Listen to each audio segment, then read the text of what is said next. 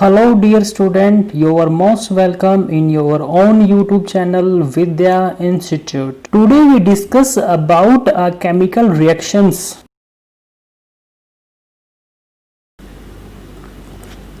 Let's start. Today topic is chemical equations. The method of representing a chemical reaction with the help of symbols and formulae of the substance evolved in it is known as chemical equations.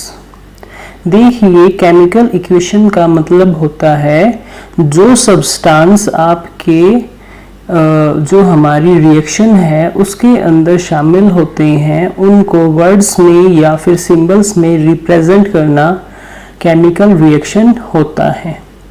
तो देखिए chemical reactions को हम 2 या 3 type में लिख सकते हैं। जैसे सबसे पहला है हमारा वर्ड्स में, किसमें? Words equations. सपोज आपने जिंक और सल्फ्यूरिक एसिड को आपने रिएक्ट किया तो आपको जिंक सल्फेट और हाइड्रोजन मिला। तो आपको क्या करना है, जिंक वर्ड में ही लिख देना है, साथ में सल्फ्यूरिक एसिड को भी सल्फ्यूरिक एसिड की तरह, और साथ में जिंक सल्फेट है उसको भी, और साथ में हाइड्रोजन जैसे आपको नीचे दिखाई दे रहा है। अब बात करते हैं नेक्स्ट जो हमारा सिंबल्स में होता है, इसको भी हम 2 टाइप में लिख सकते हैं। फर्स्ट है हमारा स्केलेटल इक्वेशंस और दूसरा है हमारा बैलेंस इक्वेशंस। देखिए स्केलेटल का मतलब होता है कि इसको अनबैलेंस लिख दिया जाए, जैसे कि हाइड्रोजन और ऑक्सीजन है, इन दो को मिला के आप क्या बनाते हो, वाटर। तो हाइड्रोजन का फॉर्मूला होगा H2 और साथ में ऑक्सीजन का फॉर्मूला हो गया O2। तो आपका प्रोडक्ट क्या तैयार होगा इसमें, H2O। तो यहाँ पर आप ध्यान से देखेंगे तो दोनों तरफ आपकी रिएक्टेंट और प्रोडक्ट में अनबैलेंस है, इसलिए इसको स्केलेटल इक्वेशन बोला जाता है और ये कई बार एग्जाम में आपसे पूछी भी गई है, तो इस चीज पे आपका ध्यान होना चाहिए। अब बात करते हैं बैलेंस केमिकल इक्वेशंस। देखिए आपने 9th क्लास में भी पढ़ा था कि हमारी कुछ इक्वेशंस वो होती हैं जो बैलेंस होती हैं, means according to law of conservation of mass. जो आपने पढ़ा था 9th क्लास के अंदर जिसके बारे में स्टडी की थी, उसमें यही था कि भाई जितने भी आपके रिएक्टेंट और प्रोडक्ट होता है दोनों के अंदर एटम्स इक्वल होते हैं, क्योंकि आप एटम्स को ना तो डिस्ट्रॉय कर सकते हो ना ही क्रिएट कर सकते हो। तो इसलिए साइंस मानती है कि दोनों तरफ आपको क्या करना पड़ेगा, बैलेंस रखना पड़ेगा, रिएक्टेंट की तरफ भी और प्रोडक्ट की तरफ। चलिए अब इक्वेशंस को बैलेंस करना सीखते हैं। तो जैसे मैंने आपको पीछे अभी डिस्कस किया कि हमारा हाइड्रोजन और ऑक्सीजन दो से हमारा वाटर मिलता है, तो देखिए हाइड्रोजन H2 हो गया और साथ में O2 और आपने बता दिया H2O। देखिए ये क्या है, अनबैलेंस इक्वेशन है, क्योंकि आपको सबसे पहले क्या करना है, हमारे हाइड्रोजन और एटम्स के नंबरों को एक तरफ लिख लेना है अच्छे से, इन रिएक्टेंट और इन प्रोडक्ट के अंदर। तो सबसे पहले देखिए इसके अंदर जो आपको दिखाई दे रहा है हमारा रिएक्टेंट में हाइड्रोजन है वो 2 है, ऑक्सीजन वो भी 2 है।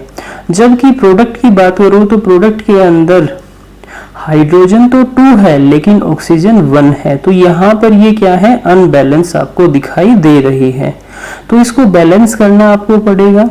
तो बैलेंस करने के लिए क्या करना है, आपने इक्वली कर लेना है। देखिए आप नीचे नहीं लगा सकते हो, आपको ऊपर लगाना पड़ेगा, मीन्स मल्टीप्लाई में आपको लगाना पड़ेगा।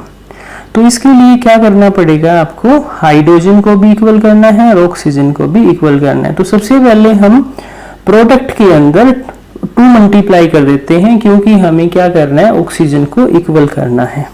तो आपने जैसे देखा कि ऑक्सीजन इसमें अब 2 हो गई है, लेकिन हाइड्रोजन बेस में कितने हो गए हैं, 4 हो गए हैं। तो इसलिए रिएक्टेंट के अंदर भी आप 2 लगा दीजिए, जिससे कि आपकी इक्वेशन बैलेंस हो जाएगी। मींस हाइड्रोजन के एटम्स 4 हो जाएंगे और ऑक्सीजन के एटम 2 हो जाएंगे। तो इस टाइप से हमारा जो फॉर्मूला बनेगा वो है हमारा 2H2 प्लस O2 2H2O। तो इस टाइप से आप सभी इक्वेशंस को बैलेंस कर सकते हो। I hope you understand it. अब हम चलते हैं नेक्स्ट टॉपिक की तरफ, टाइप्स ऑफ केमिकल। तो देखिए, टाइप्स ऑफ केमिकल रिएक्शंस की अगर बात करूं तो इसको 4 या 5 टाइप्स में इसको हम डिवाइड कर सकते हैं। सबसे पहला हमारा कंपोजिशन रिएक्शन, दूसरा है डिकम्पोजिशन रिएक्शन, थर्ड है डिस्प्लेसमेंट, डबल डिस्प्लेसमेंट रिएक्शंस। तो इस टाइप से आप इनको डिवाइड कर सकते हो। तो सबसे पहले अब एक एक करके हम इनके बारे में स्टडी करते हैं। सबसे पहले स्टार्ट करते हैं combination reactions. Those reaction in which two or more substance combine to form a single substance are called combination reactions। देखिए, इसका मतलब ये होता है जब 2 या 2 से अधिक टाइप के सब्सटेंस एक थर्ड नए सब्सटेंस को बनाए तो उसको बोलते हैं कंपोजिशन या कॉम्बिनेशन रिएक्शन।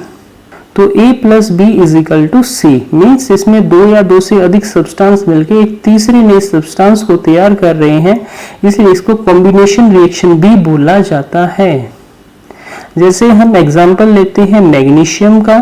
जब मैग्नीशियम और ऑक्सीजन मिलेंगे तो आपको मैग्नीशियम ऑक्साइड मिलता है। सेम एज हाइड्रोजन और ऑक्सीजन मिलेंगे तो आपको वाटर मिलेगा। इसी टाइप से कार्बन को अगर आप ऑक्सीजन की प्रेजेंस में हीट करते हो तो आपको कार्बन डाइऑक्साइड गैस मिलेगी। ऐसे ही हाइड्रोजन और क्लोरीन को अगर आप कंबक्शन कराते हो तो आपको HCl मिलता है। तो सेम एज और भी हो सकते हैं, लाइक सोडियम और क्लोरीन, इसे भी सोडियम क्लोराइड हो जाएगा। और साथ में आयरन और सल्फर है तो आपका आयरन सल्फाइड हो जाएगा। तो इस टाइप से आप इनको कर सकते हो।